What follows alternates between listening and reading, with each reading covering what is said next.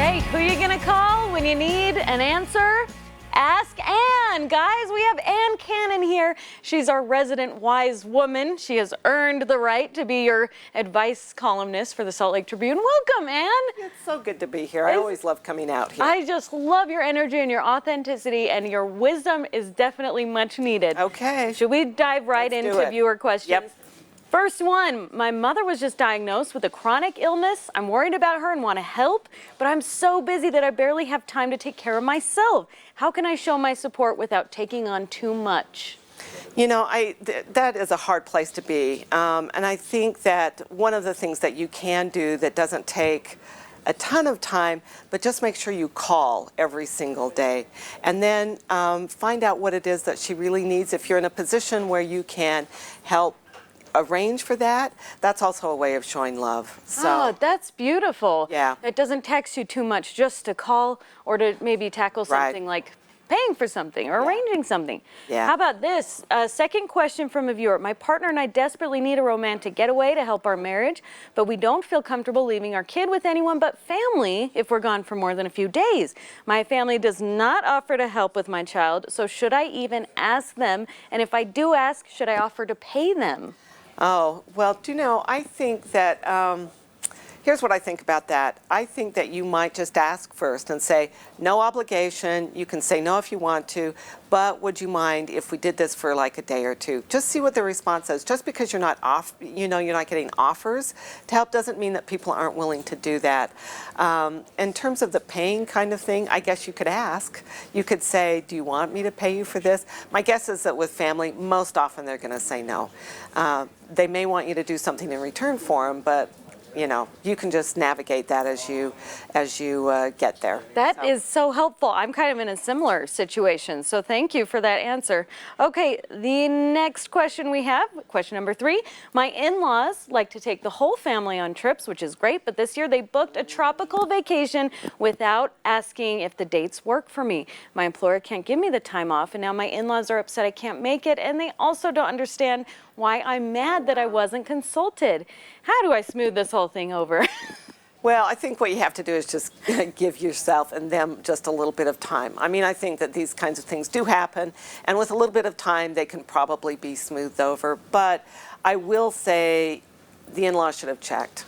Really? You know, they really should have checked. And if you can't get off work, you can't get off work. I mean, that's just the bottom line. So just give it a little bit of time, reach out to them, and hope for the best, and it'll probably be okay, but still, they should know that they need to check with you first. People have schedules. That's a good point. And so maybe just wait it out and then reach out and say, Yeah. hey, let's turn over a new leaf. Yeah. Let's try this again Would this have loved year. to have done that. Sounds great.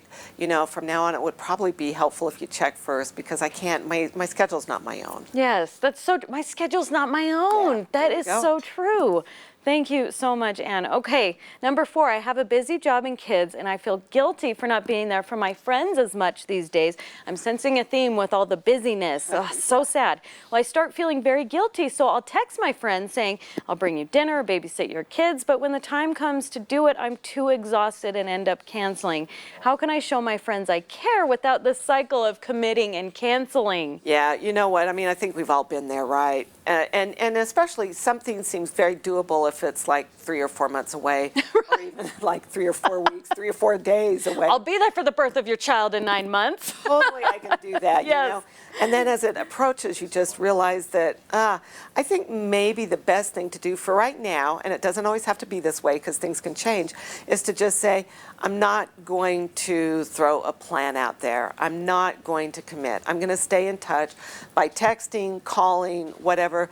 But for a little while, I'm just going to pull back from saying I'm going to do this, because in some ways I think it's worse to say, let's do this and then keep canceling than it is to just, you know, reach out, say hello, I love you, whatever, but not really set up a plan. Does that That sound is so okay? helpful, and I think all of us could take something from that, just to be there with a hello or an I love you. Last one, I'm a home aquarium enthusiast, and enjoy taking care of my saltwater fish tank and fish. The problem is my partner says I need to stop spending the money on this expensive hobby and use it for family expenses like vacations or home updates. My partner knows how happy these fish make me, but do I need to get rid of this hobby for the good of the family? I relate to that with horses. Yeah, yeah. Well, you know, this is kind of funny. This is a little off topic, but the most hate mail I ever got was when once somebody said, you know, my mother-in-law bought my kids a fish without asking me, and I'm sort of mad about it. And I go, dude, you know, you buy a fish to teach your children about death. That's all there is to it. And so I ended up apparently there are a lot of fish lovers out there. Maybe this person is one of them. I would just say, you know what, this is your hobby. If you're really committed to it, I think it's not a bad idea to help your spouse understand that. And as long as you're not, you know, really hurting the family financially, come on. Perfect. Yeah. Thank you for your advice. And where can we find you? In the Salt Lake Tribune on Fridays and Sundays. Perfect. Thank you so much, Ann. We love to ask Ann.